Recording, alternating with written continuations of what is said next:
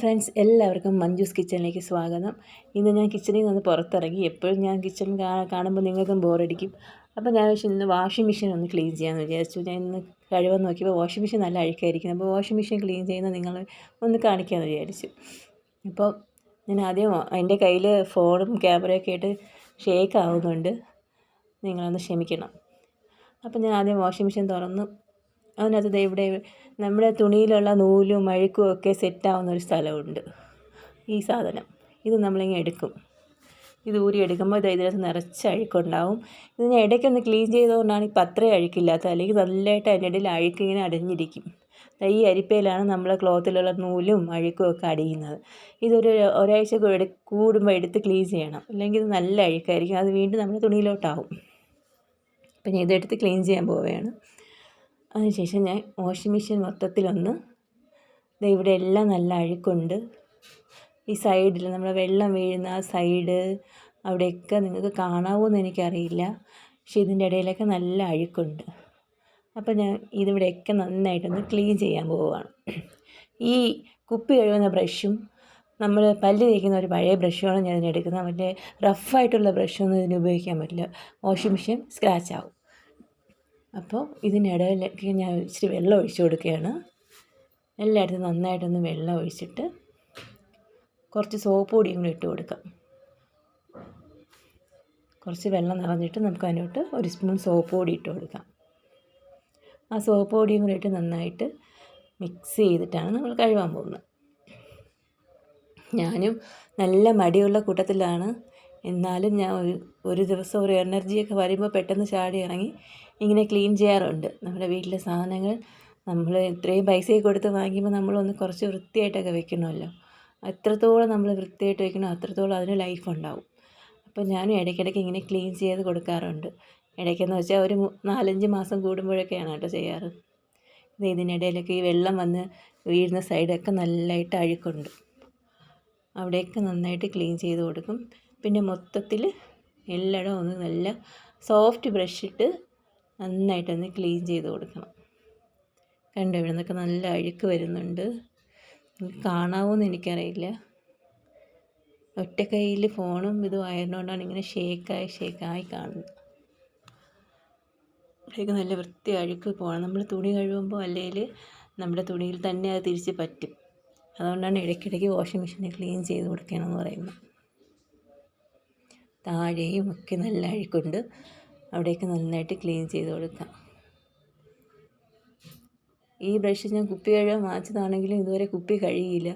അതെങ്ങനെ അവിടെ ഇരിക്കുകയായിരുന്നു. അപ്പോൾ പെട്ടെന്ന് എനിക്ക് തോന്നി വാഷിംഗ് മെഷീൻ ഇതിട്ട് കഴുകുക, അപ്പോൾ നല്ല സോഫ്റ്റായിട്ട് ബ്രഷ് ആയതുകൊണ്ട് സ്ക്രാച്ച് ഒന്നും വീഴത്തില്ല.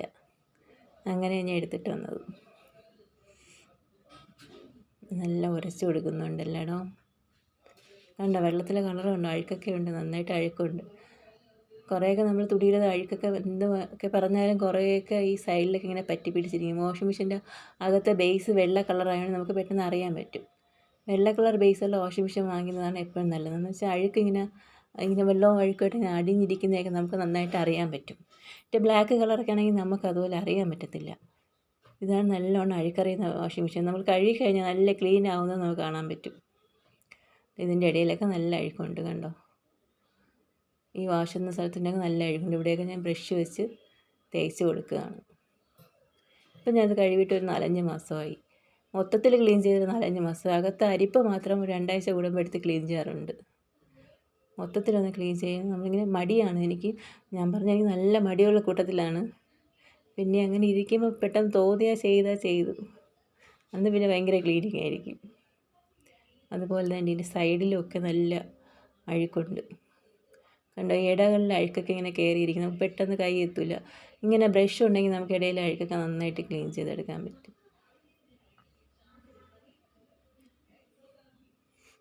ഇനി ഞാൻ വെള്ളം വെച്ച് എല്ലായിടത്തും ഒഴിച്ച് കൊടുക്കുന്നുണ്ട്. വാഷിംഗ് മെഷീനിൽ തന്നെ പൈപ്പ് തുറന്നിട്ടാണ് ഒഴിക്കുന്നത്. നമുക്ക് വേണമെങ്കിൽ ഒരു മഗ് എടുത്ത് പിടിച്ച് ഒഴിച്ച് കഴുകുകയും ചെയ്യാം. ഞാൻ മഗ് എടുക്കാൻ പോകാനുള്ള മടി കൊണ്ട് അവിടെ നിന്ന് ഇതിൽ തന്നെ പിടിച്ചൊക്കെ കഴുകുകയാണ്. നല്ല പതയൊക്കെ വന്ന് സർഫിട്ടുകൊണ്ട് തന്നെ വെള്ളം വീഴുമ്പോൾ നല്ല പതഞ്ഞ് വരുന്നുണ്ട്. നമുക്ക് ട്രെയിൻ ചെയ്ത് വിട്ടാൽ മതി, അതങ്ങ് പൊയ്ക്കോളും. ഞാൻ ട്രെയിൻ ചെയ്ത് വിട്ടത് വെള്ളമൊക്കെ കളഞ്ഞു. ഇത് നല്ല ക്ലീൻ. അടിയിലൊക്കെ ചെറിയ ചെറിയ ഒരു ഇതുണ്ട്, കോർണർ പോലെ സ്ഥലമുണ്ട്. അതിൻ്റെ ഇടയിലൊക്കെയാണ് ഇങ്ങനെ അഴുക്ക് കയറിയിരിക്കുന്നത്. അവിടെയൊക്കെ നമ്മളിങ്ങനെ കൈവച്ചോ ബ്രഷ് വെച്ചൊക്കെ ഇളക്കി കൊടുക്കണം. നമ്മൾ നനകല്ല് പോലെ പണ്ട് ഞാൻ സ്ഥിരമായിട്ട് നനകല്ലാണ് നനച്ചുകൊണ്ടിരുന്നത്. എൻ്റെ വാഷിംഗ് മെഷീൻ ഇരിക്കുമ്പോൾ 2 വർഷമായിട്ടുള്ളൂ വാങ്ങിച്ചിട്ട്. എനിക്ക് നടുവേദനയൊക്കെ വന്നപ്പോഴാണ്, ഉരിഞ്ഞിന്ന് നനയ്ക്കാൻ പറ്റില്ല എന്നൊരവസ്ഥ വന്നപ്പോഴാണ് വാഷിംഗ് മെഷീൻ മേടിച്ചത്.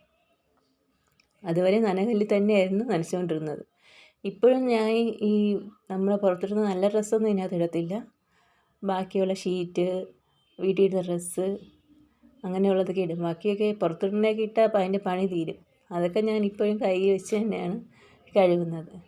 നമുക്ക് ഒരുപാട് ഡ്രസ്സൊക്കെ ഉണ്ടെങ്കിൽ കുറേ വാഷിംഗ് മെഷീൻ ഇട്ട് കഴിയുമ്പോൾ പെട്ടെന്ന് അങ്ങ് തീരും, അങ്ങ് ജോലി എളുപ്പമാവും. പിന്നെ ഞാൻ പുറമൊക്കെ തുടച്ച് കൊടുക്കുന്നുണ്ട്.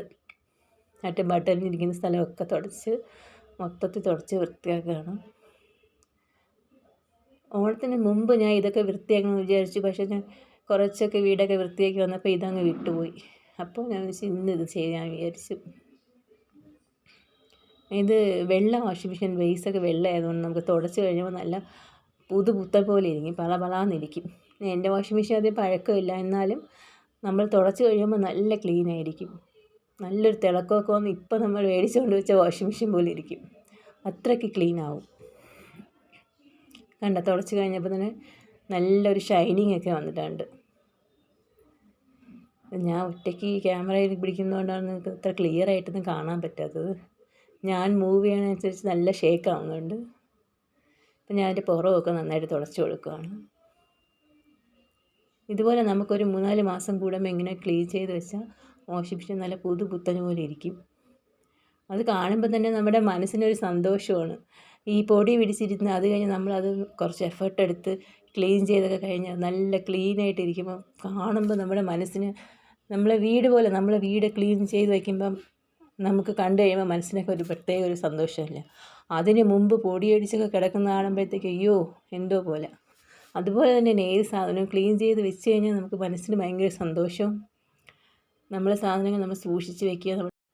അപ്പോൾ എൻ്റെ വീഡിയോ ഇഷ്ടമായ ലൈക്ക്, ഷെയർ, സബ്സ്ക്രൈബ് എല്ലാവരും ഒന്ന് സബ്സ്ക്രൈബ് ചെയ്ത് എന്നെ സപ്പോർട്ട് ചെയ്യണം. അടുത്തൊരു വീഡിയോ ആയിട്ട് ഉടനെ കാണാം. താങ്ക്